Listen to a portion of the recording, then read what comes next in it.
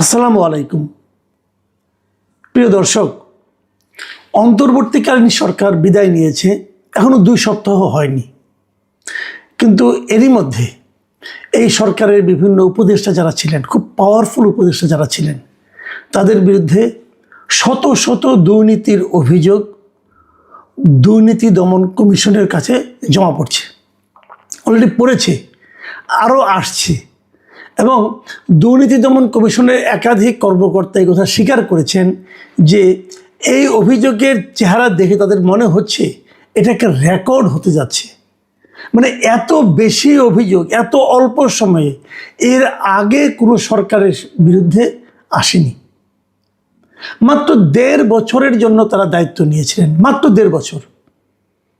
এবং এই 1.5 বছরে ওই যে বলে না, গ্রামে একটা কথা আছে না, যে আজান দিয়ে দুর্নীতি করা, এরা এই আজান দিয়ে দুর্নীতিতে নেমে পড়েছিল। এই অন্তর্বর্তীকালীন সরকারে যারা সর্বোচ্চ ব্যক্তি ছিলেন, যারা উপদেষ্টা ছিলেন, তারাই এই কাজ করেছেন। তো তারাই যদি এমন কাজ করেন, নিচের দিকে কি অবস্থা হয়েছে সবসময় মনে রাখবেন। সরকারের যারা মূল ব্যক্তি, যারা নাকি শীর্ষস্থানীয় লোক, তারা যদি নিজেরাই অপকর্মে লিপ্ত হন, তাহলে আপনি নিচের দিকে আর থামাতে পারবেন না। এখন উপরের দিকে যেটা হয়েছে বলে আমরা এরই মধ্যে খবর পাচ্ছি, নিচের দিকের প্রকৃত চেহারা যে কী সেটা জনগণ জানে। জনগণের শরীরের উপর দিয়ে গেছে সেই দুর্নীতিটা, চাপটা। কাজে মানুষ জানে কি ভয়ঙ্কর পরিস্থিতি সৃষ্টি করেছিল এই অন্তর্বর্তীকালীন সরকার ডক্টর ইউনূসের নেতৃত্বে। সবচেয়ে ভয়ঙ্কর এবং সবচেয়ে মর্মান্তিক বিষয় হচ্ছে, ডক্টর ইউনূসের নামেও একাধিক দুর্নীতির অভিযোগ এসেছে। কারা করেছে? তার যে গ্রামীণ টেলিকম, যেটা তাদের মূল আয়ের উৎস, গ্রামীণ টেলিকমের টাকা দিয়ে কিন্তু গ্রামীণের অন্য অনেক কিছু চলে। গ্রামীণ টেলিকম হলো এই যে আমরা যে গ্রামীণ ফোন ইউজ করি, এই গ্রামীণ ফোনের মাদার অর্গানাইজেশন। মানে প্রথম সরকারের কাছ থেকে লাইসেন্সটা নিয়েছে গ্রামীণ টেলিকম, তারপর সেটা পরিচালনার জন্য তারা গ্রামীণ ফোনকে, মানে আপনার এই নরওয়ের যে টেলিনর কোম্পানি আছে তাদেরকে দায়িত্ব দেয়, তারা ওখানে করে। এবং এর যা প্রফিট হয়, সেই প্রফিটের প্রায় 30-32% প্রফিট এই গ্রামীণ টেলিকম বসে বসে পায়। মানে তাদের কোনো লোকজন নাই, লোকজন সব টেলিনরের। এবং সেই টাকাটা 9-6 করা বলেন, যা কিছু করা বলেন, এখান থেকে ওখানে নেওয়া, ওইখান থেকে আরেক কোম্পানি করা, সেই কোম্পানি করা, নিজের নামে ট্রাস্ট করা। ডক্টর ইউনূস দেখবেন মাঝে মাঝে বলেন যে আমার কোনো অর্থ নাই, ওনার কোনো টাকা পয়সা নাই, ওনার নামে কিচ্ছু নাই, ব্যাংকে কিছু নেই, কিন্তু ওনার নামে একটা ট্রাস্ট আছে। ট্রাস্ট মানে একাত্রে ট্রাস্ট গঠন করেছে, যে ট্রাস্টের একমাত্র কাজ হলো ডক্টর ইউনূসের পরিবারকে লালন পালন করা। শুনেছেন কখনো এরকম? এই ট্রাস্টে টাকাটা কোত্থেকে আসে? এবং এই ট্রাস্টের কেন করা হয়েছে? যে ট্রাস্ট করলে পর তার কোনো ইনকাম ট্যাক্স দিতে হয় না। এবং এই জন্য উনি এটাকে ট্রাস্ট করে রেখেছেন।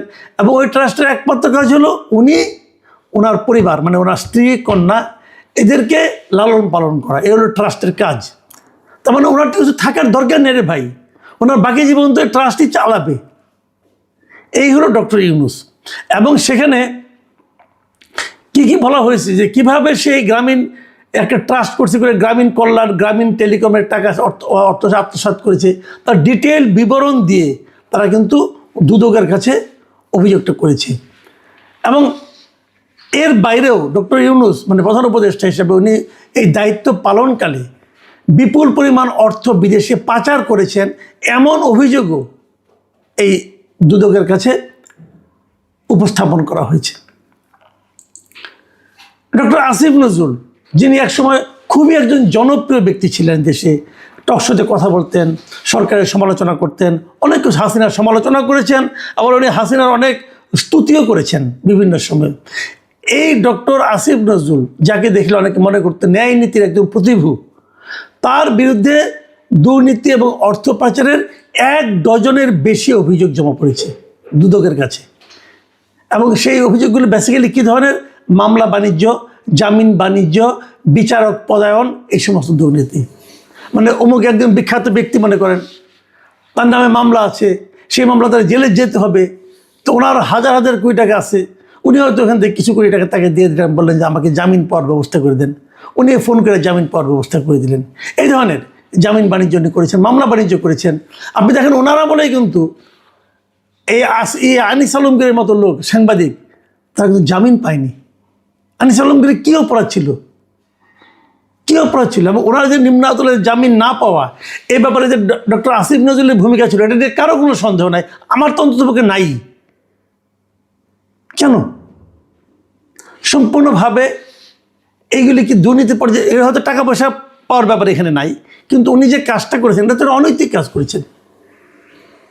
একটা মানে ওনার আসিফ আনিস আলমগীরের বিরুদ্ধে একজন সাংবাদিক কথা বলার অপরাধে ওনার বিরুদ্ধে এই মামলাগুলো করা হয়েছে এবং সেটাকে সন্ত্রাস বিরোধী মামলা করা হয়েছে, সেটা বোঝাই যায়। আরও অনেক জায়গায় আসিফ নজরুলের বিরুদ্ধে আরও বড় একটা অভিযোগ হলো যে উনি ঢাকার গুরুত্বপূর্ণ জায়গাগুলোতে আইন মন্ত্রণালয়ে থাকার কারণে সাব রেজিস্ট্রার পদে উনি যে বদলিগুলি করেছেন, এই এক একটা বদলিতে 50 লাখ 80 লাখ 1 কোটি টাকা পর্যন্ত কিন্তু লেনদেন হয়ে থাকে এবং ওনার আমলে এইগুলি সবগুলি সাব রেজিস্ট্রার কিন্তু উনি বদলি করেছেন এবং এই বদলির মাধ্যমে উনি টাকা হাতে নিয়েছেন বলে অভিযোগ এসেছে। এটা কিন্তু অভিযোগ সব, এই অভিযোগগুলো দুদকে জমা পড়েছে। এখানে দুদকের অভিযোগ আরও জমা পড়েছে কার বিরুদ্ধে? সৈয়দা রিজওয়ানা হাসান, এই যে পরিবেশ মন্ত্রণালয়ে ছিলেন, যিনি একসময় খুব বড় বড় ডায়লগ দিয়ে বলেছিলেন যে 52 বছর রাজনীতিবিদরা কিছু করতে পারে না, এবার এটাকে তাদেরকে আসতে হয়েছিল। তো উনি তো বিশাল একটা প্রতিভার লোক, ওনার বিরুদ্ধে কমপক্ষে 8টা অভিযোগ জমা পড়েছে এবং ওনার ব্যাপারে তো আরও অনেক কিছু আছে। ওনার স্বামীর ব্যাপারে তো অনেক অভিযোগ আগের থেকে আমরা জানতাম যে নসরুল হামিদ বিপুর সঙ্গে তাদের কী সম্পর্ক, পারিবারিক সম্পর্ক, এবং কীভাবে ওনারা বিপুর সম্পত্তিকে রক্ষণাবেক্ষণ করেছেন, রক্ষণাবেক্ষণের দায়িত্ব নিয়েছেন, এগুলো তো আমরা মোটামুটি বিভিন্ন সময় শুনেছি। কিন্তু তার বাইরেও ওনার ব্যাপারেই 8টা অভিযোগ দুদকের কাছে জমা পড়েছে। দুদকের কাছে অভিযোগ এসেছে আপনার জ্বালানি উপদেষ্টা যিনি ছিলেন মোহাম্মদ ফাউজুল কবির খান, তার ব্যাপারেও বলা হচ্ছে তিনি নাকি সামিট গ্রুপ থেকে বিপুল পরিমাণ অর্থ নিয়েছেন। এই ধরনের অভিযোগ দুদকে জমা পড়েছে এবং বিভিন্ন বেসরকারি যে বিদ্যুৎ কোম্পানিগুলো আছে তাদের সঙ্গেও ওনার বেশ অবৈধ লেনদেন হয়েছে বলেও কিন্তু অভিযোগ রয়েছে। স্বাস্থ্য উপদেষ্টা যিনি ছিলেন নূরজাহান বেগম, এই নামে যে একজন ব্যক্তি ছিলেন এটাও তো জনগণ ভুলে গেছেন, যে উনি যে কী কাজ করেছেন কেউ জানে না। ওগুলো হলো ওনার অকর্মণ্যতার ব্যাপার। কিন্তু ওনার বিরুদ্ধে অভিযোগ হয়েছে যে বিভিন্ন হাসপাতালে কেনাকাটার অনিয়ম, তারপরে আবার টেন্ডার জালিয়াতি, এই সমস্ত নিয়ে ওনার বিরুদ্ধে অনেকগুলো অভিযোগ জমা পড়েছে। তবে সবচেয়ে বেশি অভিযোগ এসেছে কার নামে? যাকে আমরা আগে বলতাম যে উনি ছিলেন ডক্টর ইউনূস সরকারের দুর্নীতির প্রতীক ছিলেন, যিনি সেই ছাত্র উপদেষ্টা আসিফ মাহমুদ সজীব ভূঁইয়া, তার বিরুদ্ধে সবচেয়ে বেশি অভিযোগ দুদকের কাছে জমা পড়েছে। অনেক অভিযোগ এসেছে, যে অভিযোগগুলির নামে এসেছে, বেনামে এসেছে। বেনামে অভিযোগই বেশি ছিল অন্যান্যদের বিরুদ্ধে, কিন্তু আসিফ মাহমুদ সজীব ভূঁইয়ার বিরুদ্ধে যে অভিযোগগুলি এসেছে তার ম্যাক্সিমাম অভিযোগ এসেছে নাম দিয়ে। এখানে তার নাম গোপন করার আর প্রয়োজন মনে করে নাই, মানে এত অকাট্য প্রমাণ সহ অভিযোগ এগুলি এসেছে যেগুলির মধ্যে তারা নাম সহ তারা অভিযোগ করেছে। এবং এখানে প্রায় 1000 কোটি টাকার দুর্নীতির অভিযোগ এই আসিফ মাহমুদ সজীব ভূঁইয়ার বিরুদ্ধে এসেছে। ইদানিং দেখবেন উনি এনসিপির মুখপাত্র হয়ে দাঁড়িয়েছেন।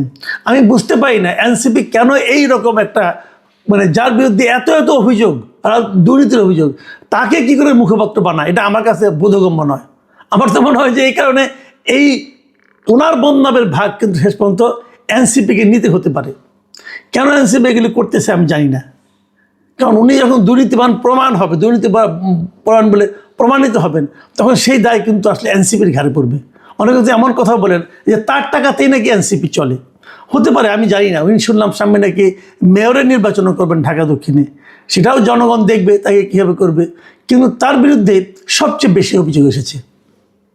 প্রিয় দর্শক, আমরা জানি না এগুলি কি হবে, তবে আমরা আশা করব দুদক এই সমস্ত অভিযোগগুলো খতিয়ে দেখবে এবং দুর্নীতি সে যেই করুক, মানে ABCD, উচ্চপদস্থ, মধ্যপদস্থ না নিম্নপদস্থ না গরিবরা ধনী না বিখ্যাত ব্যক্তি রাজনৈতিক নেতায় যে হোক, সে দুর্নীতি এর বিরুদ্ধে জিহাদ ঘোষণা করতে হবে। দুর্নীতির কোনো ছাড় নাই। যিনি দুর্নীতি এই দেশটাকে শেষ করে দিয়েছে, আজকে এই দেশটার যে দুরবস্থার কথা আমরা বলি, তার মূল কারণ হলো দুর্নীতি। আমরা শেখ হাসিনা সরকার আমলে দেখেছি কীভাবে হাজার হাজার কোটি টাকা বিদেশে পাচার হয়ে গেছে, ব্যাংক লুট হয়ে গেছে। আমরা দেখেছি দুদক তখন কোনো ভূমিকা রাখে নাই। দুদককে নিয়ে মানুষ হাসাহাসি করতো, মানুষ বলতো দুদক কেবল দুর্বলের জন্য, দুদক কখনো সরকারের বিরুদ্ধে কিছু বলে না, এখনও তো তাই বলবে না। কিন্তু যে সরকার থেকে মাত্র ধরা নেমেছে, তাদের বিরুদ্ধে যে অভিযোগগুলো এসেছে, আমরা আশা করব দুদক এগুলো খুব সিরিয়াসলি নেবে এবং চুল চেরা বিশ্লেষণ করবে। যদি এগুলোর দুদক ঠিকঠাক মতো হ্যান্ডেল করতে পারে কেবল তাহলেই আমরা বলবো যে না, দুদকের পক্ষে সম্ভব। আমি বর্তমান যে বিএনপি সরকার আছে তাদেরকেও বলবো, তাদেরকে আমি বলেছি বহুবার যে আপনারা দুদকটাকে ঠিক করেন, দুর্নীতিকে থামান। দুর্নীতি হলো কি একদম ঘুণ পোকার মতো, একদম সরকারকে, দেশকে, জাতিকে ভেতর থেকে খেয়ে দেয়।